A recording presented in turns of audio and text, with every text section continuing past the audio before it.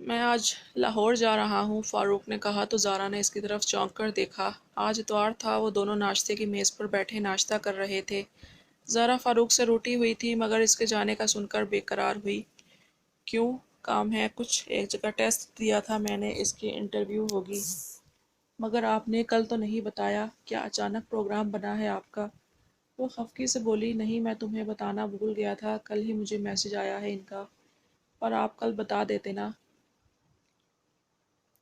بتایا نہ، بھول گیا تھا، رات کو میں دیر سے آیا اور بات ہی نہ ہو پائی۔ اب تم میرے کچھ جوڑے بیگ کسی بیگ میں ڈال دو، ہو رہا۔ اگر تم امی ابو کے گھر جانا چاہو تو چلی جاؤ، انور کو کال کرو، وہ تمہیں لے جائے گا۔ انور زارا کے بھائی کا نام تھا۔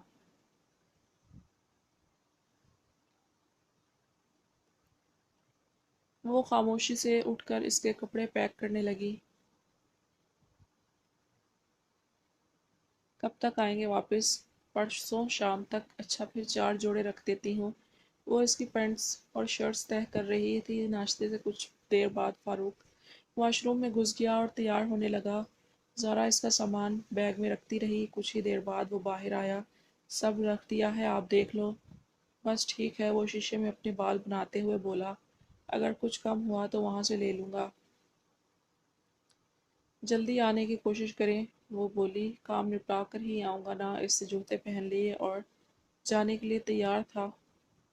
وہ بیگ اٹھا کر باہر کی طرف بڑھا اور وہ اس کے پیچھے پیچھے چل رہی تھی۔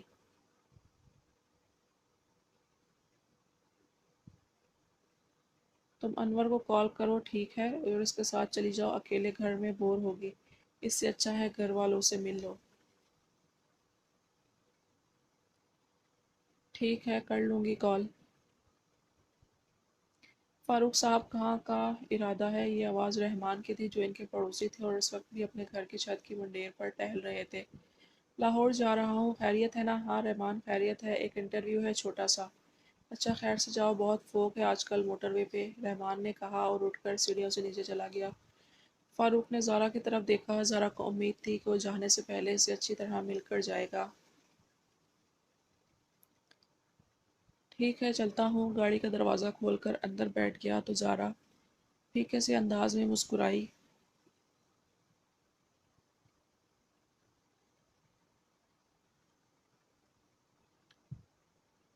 اس کے جانے کے بعد زارا تھکے ہوئے انداز میں اندر آئی۔ وہ بہت سارے کام تھے، پورا گھر سمیٹنا تھا۔ سنک میں پڑے برتنوں کو اس نے دھویا، پھر منہ کے گرد دوپٹہ لپیٹ کے وہ صوفوں کی ڈسٹنگ کرنے لگی۔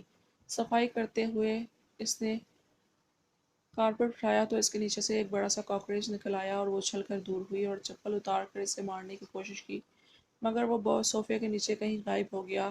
وہ ڈر گئی کیونکہ پردے بہت سے درست کرتے ہوئے وہ چونک گئی، اور وہ ایک جگہ سے سرکا ہوا تھا۔ اسے لگا وہ 2 آنکھیں اسے پردے کی اور سے دیکھ رہی ہیں۔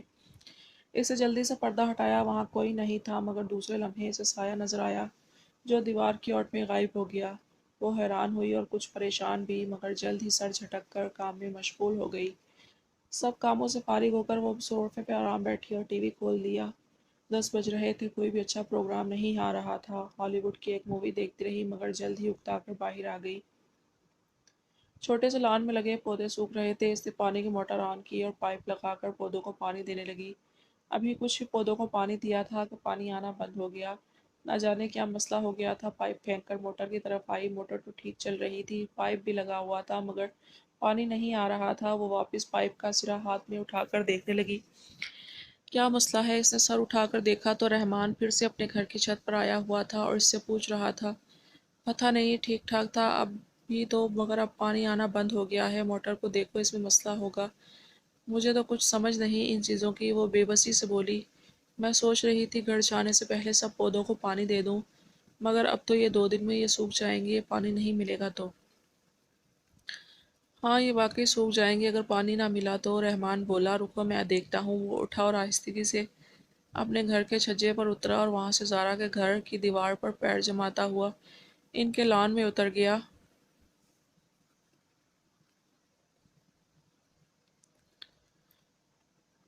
رحمان کافی ایتھلیٹک جسم کا مالک تھا، یہ سب کرتے ہوئے اسے ذرا مشکل نہیں ہوئی تھی۔ نیچے اتر کر وہ موٹر کی طرف بڑھا اور اس کا معائنہ کرنے لگا۔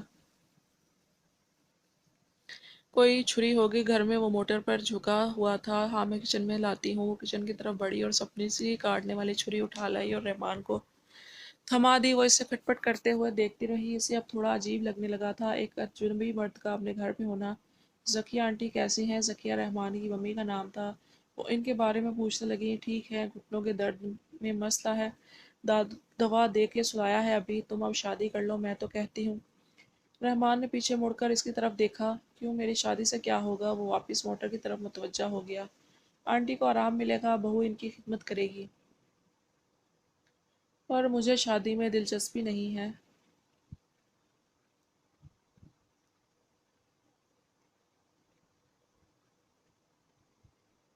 کیوں؟ زارا بولی۔ کیونکہ جو لڑکی مجھے پسند تھی اس کی شادی ہو چکی ہے۔ وہ عجیب سے انداز میں بولا۔ کون ہے وہ؟ چھوڑو، پائپ دو، دیکھو پانی آ رہا ہے یا نہیں۔ زارا نے دیکھا تو پانی چالو ہو گیا تھا، مگر رفتار آہستہ تھی۔ وہ مسکرائی۔ تم بتاؤ، تم کاکروچ سے اتنا ڈرتی کیوں ہو؟ رحمان کی بات سن کر وہ ایک لمحے کے لیے ساکت ہوئی۔ تھوڑی دیر پہلے ہی وہ کاکروچ سے ڈری تھی، اور اس وقت اسے لگا تھا جیسے کھڑکی کے پردے کی آڑ سے دو آنکھیں اسے دیکھ رہی ہیں، اور وہ اسے اپنا وہم سمجھی تھی، لیکن شاید وہ وہم نہیں تھا۔ کل بھی جب وہ نہا کر ٹاول لپیٹے باہر آئی تھی تو اس کھڑکی میں ایک حولے سے گزرنے کا گمان ہوا تھا۔ اس نے بغور رحمان کی طرف دیکھا۔ یکلخت اس کے گال سرخ ہونے لگے۔ تم تھے کھڑکی میں؟ رحمان چپ رہا۔ اس کی خاموشی اس کا اعتراف تھی۔ فاروق کی بے رخی نے زارا کے اندر ایک خلاصہ پیدا کر دیا تھا۔ وہ رحمان کو بالکل مختلف نظروں سے دیکھنے لگی۔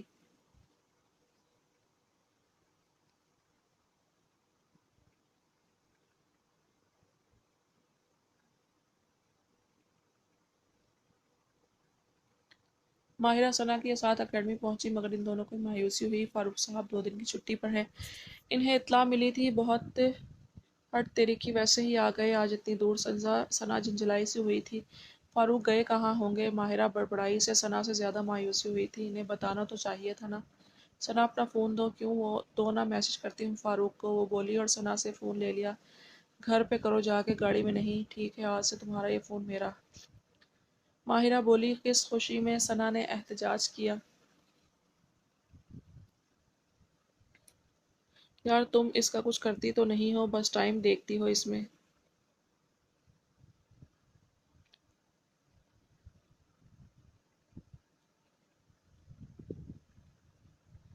مجھے میرا فون چاہیے، دے دوں گی کچھ دن بعد، مجھے فاروق سے بات کرنی ہے۔ وہ سارے راستے باتیں کرتی ہوئی گھر آ گئی تھی۔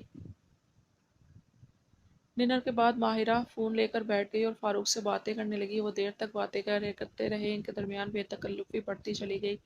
رحمان اپنے گھر چلا گیا تھا، مگر زارا اس کے بارے میں سوچے گئی۔ جتنا وہ خود کو روک رہی تھی اتنا سوچے جا رہی تھی۔ اس نے امی کے گھر جانے کا پروگرام کینسل کر دیا تھا اور فاروق کو بھی بتا دیا تھا۔ اسے کوئی اعتراض نہیں تھا۔ وہ خاموشی سے گھر کے کام کرتی رہی، لنچ کے بعد سو گئی تھی، پھر شام ڈھلے اٹھی۔ طبیعت قدرے مزمل تھی۔ وہ واش روم میں گئی، غسل کے بعد سستی دور ہوئی۔ وہ باہر بالکنی میں آئی تو اس کی نظریں بے اختیار اس طرف اٹھی جہاں آج رحمان بیٹھا ہوا تھا۔ وہاں اس وقت کوئی نہیں تھا۔ وہ واپس اندر آ گئی۔ ڈنر کے بعد وہ ڈرامے دیکھتی رہی۔ سونے سے پہلے وہ اٹھی اور گھر کی لائٹس بند کرنے لگی۔ پھر واپس بیڈ روم میں آئی اور پردے درست کرنے لگی۔ پردے درست کرتے ہوئے اس کی نگاہ اوپر پڑوس کی چھت پر گئی جہاں رحمان بیٹھا ہوا صاف نظر آ رہا تھا۔ وہ اس کی کھڑی رہی، شاید اس نے بھی کھڑکی سے باہر جاتی روشنی کا ہیولا دیکھا۔ زارا پردے کی اوٹ سے جھانکتی رہی۔ اس نے دیکھا وہ وہیں بیٹھا ہوا تھا۔ اس نے پردے برابر کر کے لائٹ آف کی اور بیڈ پر آ کر لیٹ گئی۔ کمبل اس نے کندھوں تک اوڑھ لی تھی۔ خود کو پرسکون کرتے ہوئے وہ سونے کی کوشش کرنے لگی۔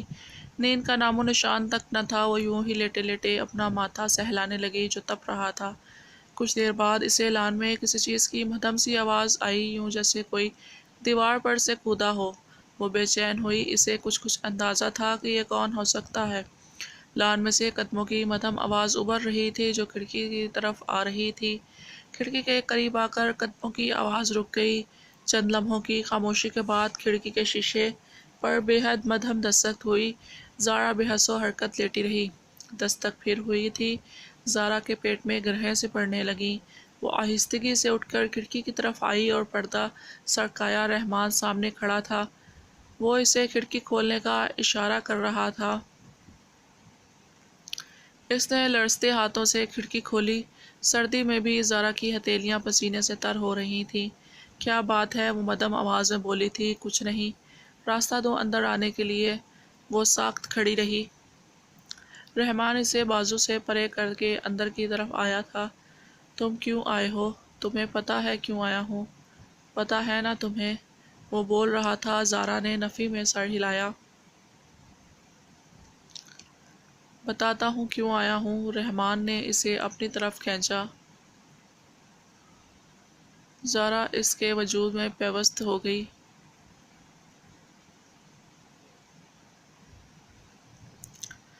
وہ اسے اپنے ساتھ بھینچ رہا تھا۔ زارا بے قرار ہوئی۔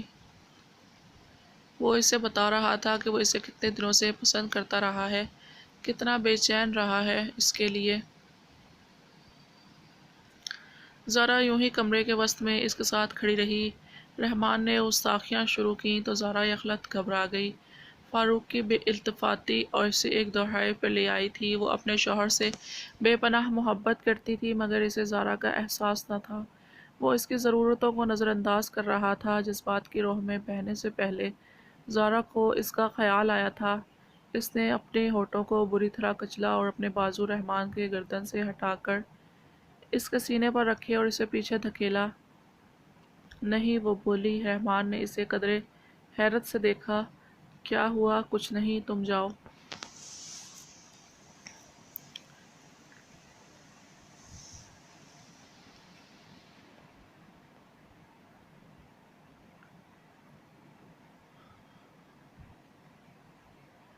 کیوں؟ بس تم ابھی جاؤ۔ اس کے بازوؤں کے حصار سے نکلی۔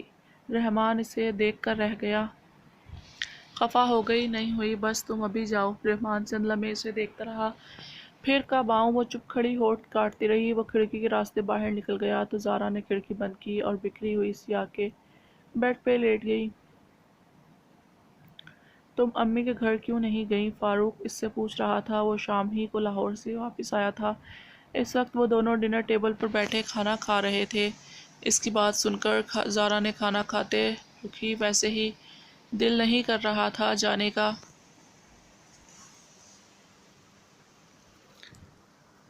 چلی جاتی، اتنے دن سے گئی نہیں ہو تم، ویسے ہی بور ہوتی رہی ہوگی تم۔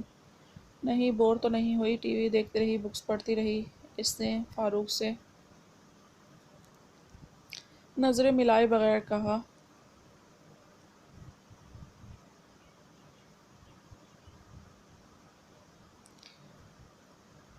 اچھا، گڈ جی، آپ کا انٹرویو کیسا رہا؟ اچھا تھا، بہترین۔ ڈنر کے بعد زارا نے اس کا بیگ کھولا۔ اس میں سے اس کی چیزیں اور مسلے ہوئے کپڑے پڑے تھے۔ اس کے علاوہ اس میں کچھ نہ تھا۔ اس سے پہلے وہ جب بھی لاہور جاتا تھا اس کے لیے کچھ نہ کچھ لاتا تھا مگر اب کی بار ایسا نہیں ہوا تھا۔ اس نے بے دلی سے بیگ واپس بند کیا اور کام نپٹانے لگی۔ فاروق بیڈ پر نیم دراز موبائل میں مصروف تھا۔ زارا اس سے محبت کرتی تھی۔ اس کا دل فاروق کی طرف کھنچنے لگا۔ کل کے دن اس نے رحمان کو نظر انداز کیا تھا۔ وہ دبی زبان میں بات کرنے کی کوشش کرتا رہا تھا مگر زارا مختصر جواب دیتی رہی تھی۔ زیادہ وقت وہ گھر کے اندر رہی تھی۔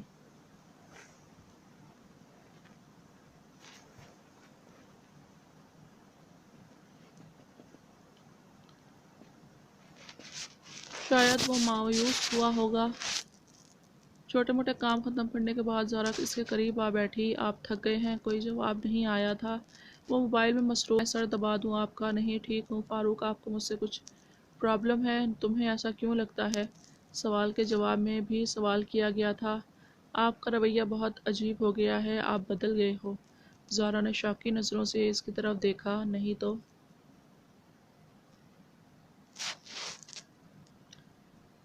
اچھا سو جاؤ، فاروق نے کہا۔ اس کے دل میں چور تھا۔ وہ اس موضوع پر زیادہ بات نہیں کرنا چاہتا تھا۔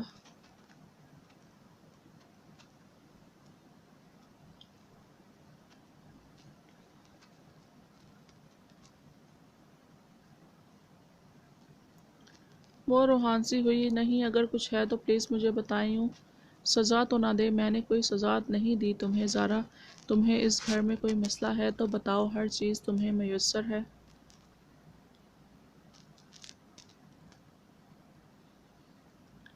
اس لیے فضول کی باتیں نہ کرو کہ میں تمہیں سزا دے رہا ہوں۔ زہرا کو لگا وہ اس کے قریب ہو کر بھی اس سے بہت دور ہے۔ اس نے ماہرہ کو بغور دیکھا۔ وہ آج اسے پہلی بار دیکھتے ہی اس کے حسن کا معترف ہوا تھا۔ اسے حاصل کرنے کی خواہش ہوئی تھی۔ ایسا نوخیز حسن کم ہی لوگوں کے نصیب میں آتا تھا جیسا ماہرہ کے پاس تھا۔ اب وہ مقصد حاصل کرنے کے کافی قریب تھا۔ وہ اس پر اعتماد کرنے لگی تھی۔ آج وہ کلاس کے بعد اس کے آفس آ گئی اور بے تکلفی سے بیٹھ گئی۔ ثنا کو اس نے باہر رکھوایا تھا۔ میرے پاس تمہارے لیے کچھ ہے۔ باتوں کے دوران ہی اس نے ماہرہ سے کہا۔ کیا ہے؟ وہ تجسس سے بولی۔ اس نے ٹیبل کی دراز سے ایک کیس برآمد کیا۔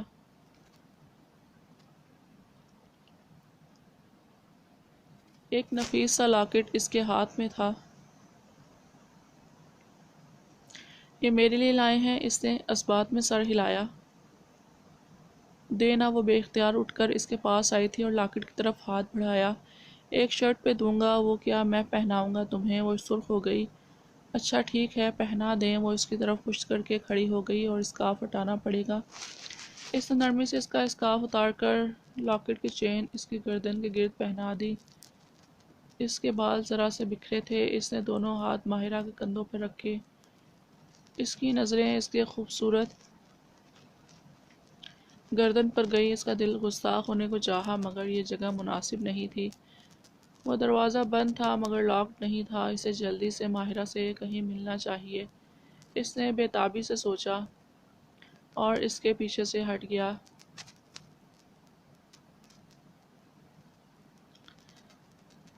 تھینکس، ماہرہ نے کہا۔ وہ اب اسکارف واپس لپیٹ رہی تھی۔ فاروق اس کو بے باکی سے دیکھ رہا تھا۔ نو تھینکس، پہلے منع کیا تھا بولنے سے۔ اچھا ٹھیک ہے، اب میں چلتی ہوں۔ زارا کہیں اور ملیں؟ کہاں؟ میرے گھر پہ۔ پر دن میں تو کالج میں ہوتی ہوں میں۔ کالج کے بعد تو جا سکتی ہو نا۔ وہ سوچ میں پڑ گئی۔ وہ اسے انکار نہیں کر سکتی تھی۔ اس پہ اعتماد تھا۔ میں تمہیں بتا دوں گا جس دن ملنا ہوا گھر پہ۔ وہ بولا تو ماہرہ نے سر ہلا دیا اور دروازے کی طرف بڑھی۔ گھر پہ زارا تھی مگر اسے ادھر ادھر کرنا مشکل نہ تھا۔ فاروق نے باہر جاتی ماہرہ کی پشت کو دیکھتے ہوئے سوچا۔